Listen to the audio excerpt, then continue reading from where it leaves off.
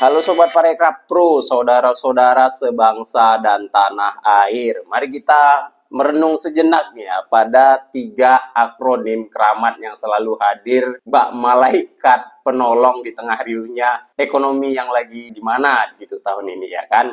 Ya apa itu? Yaitu adalah Bansos, BLT, dan PKH. Ya, kita ketahui bahwa bansos, bantuan sosial, sebuah konsep agung di mana negara secara sukarela terpaksa mengalokasikan sebagian uang rakyat. Yang sejatinya sebenarnya kan ini milik rakyatnya ya kan, untuk dikembalikan kepada rakyat itu sendiri. Ya, terkesan terdengar mulia bukan? Ada juga BLT, bantuan langsung tunai. Ini kayak varian bansos, ini lebih casual, uang tunai langsung. Seperti mengirim pesan teks tanpa basa-basi. Nih, duit nih, keren. Lalu ada PKH namanya, bantuan atau program keluarga harapan. Ini adalah bansos kelas berat nih. Konon program ini dirancang untuk memutus rantai kemiskinan. Jargonnya tinggi nih, seolah ini adalah vaksin anti kemiskinan yang siap disuntikan ke rakyat. Nah, kita tahu semua program ini secara teoritis ditujukan untuk kaum miskin sejati. Mereka yang dapurnya hanya berasap kalau ada kebakaran. Bukan karena masakan. Mereka yang harusnya ada di data terpadu kesejahteraan sosial atau DTKS. Data yang konon diolah dengan ketelitian sekelas perhitungan lintas roket ke Mars, ini luar biasa. Namun disinilah letak kocaknya sistem ini menurut kita. Bayangkan petugas-petugas kita dengan laptop kentang dan koneksi internet secepat siput terkilir. Harus mencocokkan data yang selalu bergerak, selalu berubah. Data yang mengatakan si Budi miskin, padahal motornya baru ganti knalpot racing ya kan. Terus ada juga menyatakan data si Jaka itu layak, padahal istrinya baru pulang dari liburan ke puncak dengan travel agent bintang 5. Ya tentu aja hasilnya salah sasaran. Sebenarnya ini bukan kesalahan saudara, ini adalah inovasi dalam alokasi dana. Sebuah bentuk seni abstrak di mana kemiskinan sejati menjadi prioritas penerima. Tapi faktanya, dana bansos yang mengalir deras itu seringkali adalah dana yang tidak produktif ya kan. Dia hanya menjadi peredam sementara amarah rakyat, bukan pemicu semangat kerja. Ini hanya membuat perut kenyang sebulan ya ini, bukan seumur hidup, atau lebih parahnya lagi, hanya membuat saldo di situs judi online bertambah sesaat sebelum lenyap tak berbekas. Dana BLT yang seharusnya untuk beras dan telur kini bertransportasi menjadi modal awal. Ya, seperti slot ekonomi. Modal untuk berjuang mencari nafkah di dunia digital 88 nih. Nah, mereka tidak lagi berharap pada negara, tapi pada roda keberuntungan virtual yang berputar kencang tentunya. Menjadikan jackpot Fata Morgana yang jauh lebih menarik daripada program pelatihan kerja. Jadi bantuan tunai telah menjadi bantuan judi tunai. Nah, inilah indahnya penyalahgunaan anggaran yang begitu kreatif dan berseni ini.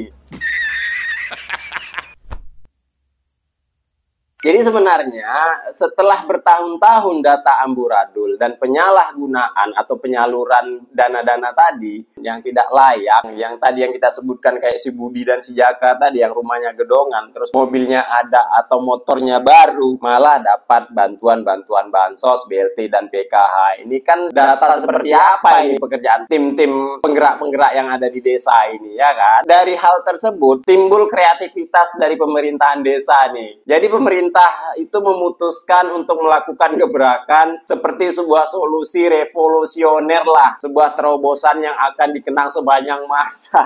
Apaan ya? Itu stiker. Oh my god! Wow! Stiker, inovasi kok stiker. Setelah miliaran dihabiskan untuk sistem pendataan atau big data dan analisis tingkat dewa, solusinya hanyalah kertas lengket berlogo rakyat miskin.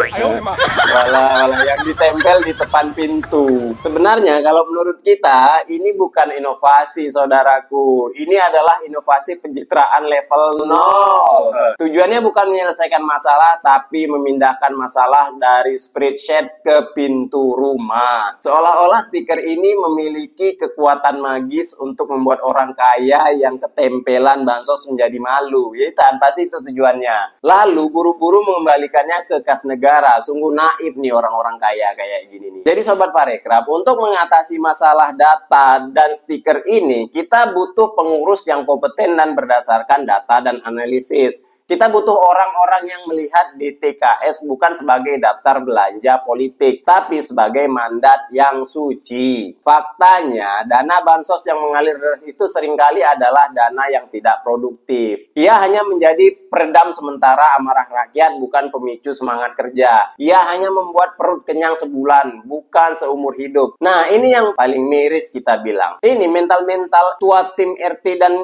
Pemdes ini kadang. Mereka yang seharusnya menjadi garda terdepan untuk mengatasi kemiskinan, justru bangga menjadi perpanjangan tangan kemiskinan. Ini kan aneh ini orang-orang kayak gini. Jadi gini, istilahnya kalau kita mengandai-andai, wah tahun ini di desa kita dapat jatah bansos paling besar. Berarti saya sukses mengawal kemiskinan di desa tersebut. Dan mungkin mereka juga berpikir ya, bagaimana ya caranya agar warganya tidak terhapus dari daftar miskin. Mungkin juga ini ya, status desa miskin bagi mereka adalah sertifikat prestasi berarti yang harus dipertahankan gitu ya Pak. Mereka tidak belajar mengolah air, tapi sibuk mengolah data kemiskinan agar terlihat layak dikasih terus menerus. Dan di puncak piramida ada mental pemimpin pusat yang melemahkan bukan menciptakan lapangan pekerjaan. Kadang para pemimpin ini berpidato tentang pembangunan mental, keren. Tapi tangannya sibuk membagikan ikan bukan kail. Mereka seakan nyaman di zona populisme bagi-bagi. Karena membangun pabrik itu butuh otak dan nyali. Sementara membagikan amplop hanya butuh daftar nama dan kamera pers. Mereka lebih suka menciptakan ketergantungan permanen daripada kemandirian abadi. Jadi kawan-kawan, kesimpulannya dari kritik atau satir kita hari ini, kita tuh telah menciptakan sebuah sistem yang terlalu mulia untuk diurus manusia biasa. Bansos, BLT, PKH adalah program yang baik di atas kertas. Tapi di tangan birokrasi yang berlumuran kepentingan, data yang buta huruf, dan inovasi sekelas stiker, program ini hanya menjadi mesin produksi rasa malas dan kesalahan abadi. Kita ucapkan selamat lah ini ya, karena telah sukses mengubah bantuan sosial menjadi hiburan sosial. Dan bagi Bapak Ibu yang rumahnya gedongan tapi dapat stiker miskin, jangan khawatir. Anggap saja itu adalah penghargaan kategori penerima dana paling kreatif. Sekian dan terima kasih. Semoga video ini bermanfaat bagi kepala desa, kepala RT, dan petugas-petugas bansos, BLT, PKH, dan lainnya. Semoga tepat sasaran lah, berdosa nanti ya kan. Terima kasih untuk menonton, dan kalau menurut Sobat Parekraf video ini bermanfaat dan juga mengena di tetangga Sobat Parekraf, share video ini, like juga, dan tentunya subscribe channel Sobat Parekraf Pro agar tidak ketinggalan info-info menarik berikutnya. Terima kasih, tetap sehat, salam logika, sampai jumpa.